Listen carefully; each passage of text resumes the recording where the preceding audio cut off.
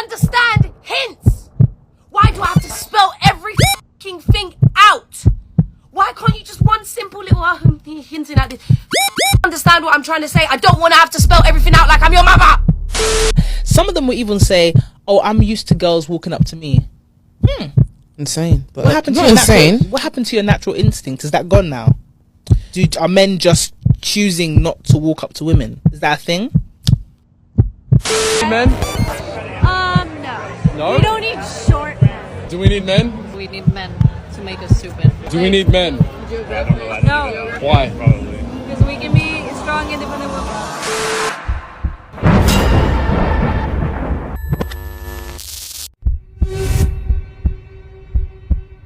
What happened to men pursuing girls? When was the pivotal moment that a man chose to not go after a girl anymore or put in any effort? It seems like guys can just put the bare minimum and not even really put in effort anymore. They don't really care to. Or they're like, why don't girls just go and make the first move and make the effort? Let me explain something. All of the bravado and hubris in modern women's voices comes from these dating apps. Without dating apps, the modern woman would be thrown back into the Stone Age. It has come to my attention that men do not want to approach women anymore. I don't know when this happened, but this is the reality of the situation. And I also realize that nobody wants to be on dating apps anymore. With all the I can do whatever a man can do talk, it's crazy how they would never take that same energy and try to approach a man in public.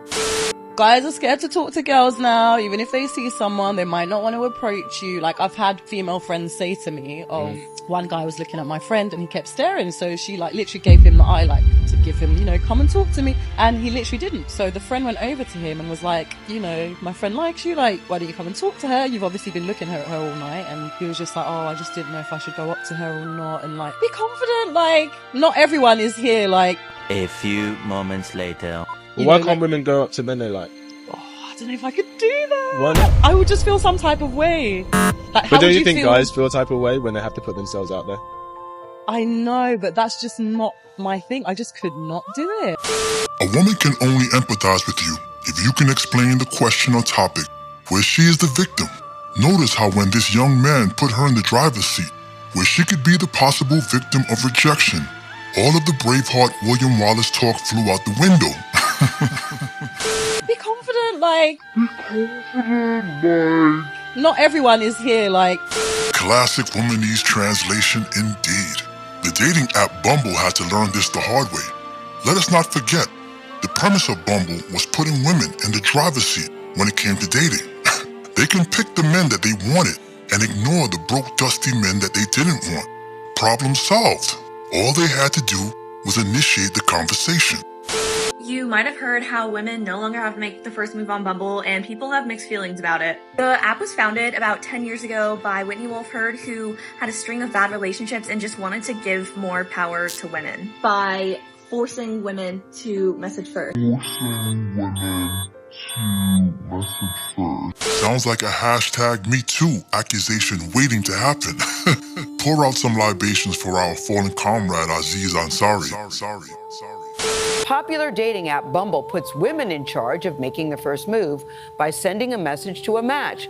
Whitney Wolfe Herd, she is the youngest female CEO of a publicly traded company. I'm happy to say she's 33. I like it. Yes, Gil, we know that dry wig and milk of magnesia tenderloin needs some attention. But calm down, it's so unbecoming of you. I think, we're in the business of love, and the demand for love and the need for connection on a global scale gives us a great foundation for our business. And then when you layer that with our team's commitment to safety and authenticity and really putting women at the center of the experience and really, building what they want, I think that is... Yes, Whitney. Even though 76% of the people on Bumble are men and only 24% are women, you proudly testify that you only cater to what women want. Pure modern girl democracy. The ancient Greeks would be proud. As I always say, men, you allow the disrespect that is given to you. Put a snake emoji in the comment section if you have, or we'll delete the Bumble app from your phone. Most importantly, why is this dude nodding so hard? coward. I haven't any courage at all. But one of the unintended consequences is that women felt like they were carrying the conversation on their backs and always having to think of new things to say, and it was just hard to keep up with matches.